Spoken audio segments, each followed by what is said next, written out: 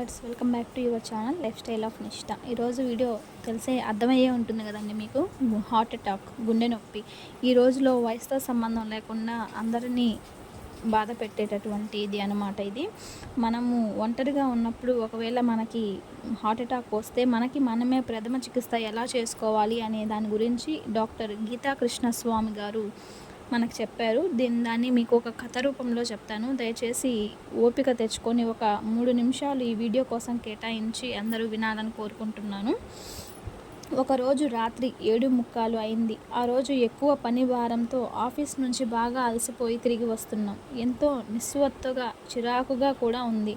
ఇంతలో అకస్మాత్తుగా గుండెలో ఏదో గట్టిగా పట్టేసినట్టు తీవ్రంగా నొప్పి మొదలైంది. ఆ నొప్పి అలా భుజాల వరకు, ఇంకా దవడల వైపు కూడా పాకుతూ ఉంది. అప్పటికి ఇంకా ఇల్లు చేరలేదు. హాస్పిటల్కు చేరుకోవడానికి దూరం ఇంకా 5 కిలోమీటర్లు ఉంది. కానీ మనకు అతి త్వరలో అక్కడ చేరుకోగలమా అన్న సందేహంతో మరింత కంగారు కూడా మొదలైంది.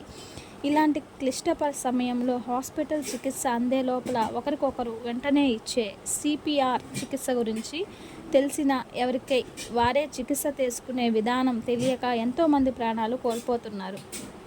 ఇటువంటి సంకట పరిస్థితుల్లో హాస్పిటల్ చికిత్స అందే లోపల మన ప్రాణాలను మనమే ఎలా కాపాడుకోవాలో మనకు గీతా కృష్ణస్వామి గారు అద్భుతంగా, సులభంగా ఈ క్రింది విధంగా మనకు తెలియచేశారు. అది ఎలా అంటే, ఈ క్లిష్ట గడియల్లో గుండె కొట్టుకోవడంలో లయ తప్పుతుంది. మనం అర్థమవుతున్న సమయంలో దగ్గరలో ఎటువంటి హాస్పిటల్ అందే మార్గం లేనప్పుడు ఇక స్పృహ కోల్పోతామేమో అన్న సమయానికి ఇంకా ఓ 10 సెకండ్ల సమయం మాత్రమే మన చేతిలో ఉంది మనం పూర్తిగా స్పృహ కోల్పోవటానికి.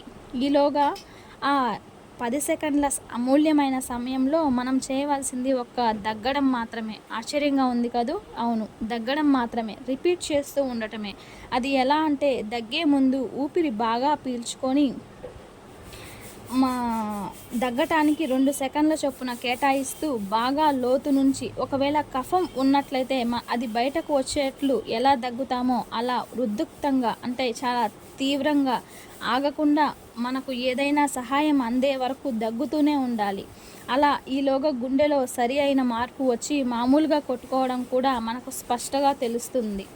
ఈ దగ్గడం మనకు ఎంతగా సహాయపడుతుందంటే, మనం గట్టిగా ఊపిరి పీల్చినప్పుడు మన ఊపిరితిత్తులు ప్రాణవాయువుతో, ఆక్సిజన్తో అంటే పూర్తిగా నిండి గుండె మీద ఒత్తిడి తెచ్చిపెడుతుంది.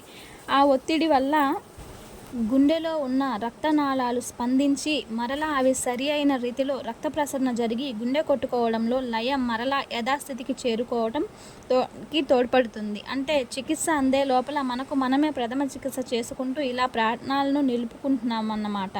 ఇటువంటి ఉపయోగకరమైన సమాచారం మనం ఎంతమందికి పంపిస్తే అందులో కొంతమందికైనా ఇది ఉపయోగపడి వారి ప్రాణాలను నిలిపిన వారిం అవుతాం. హృదయ నిపుణులు కూడా అదే చెప్తున్నారు. అందువల్ల మనం రోజు పంపించే మెసేజ్లతో పాటు ఇది కూడా కలిపి పంపిన పరోక్షంగానైనా ఎందరికో సహాయపడిన వాళ్ళమే అవుతాం. చూశారు కదండి, ఇది వీడియో. నా ఛానల్ ఎవరైనా సబ్స్క్రైబ్ చేసుకోకపోతే సబ్స్క్రైబ్ చేసుకోండి. Thanks for watching. నెక్స్ట్ వీడియోలో మళ్ళీ కలుద్దాం. అంతవరకు నమస్తే.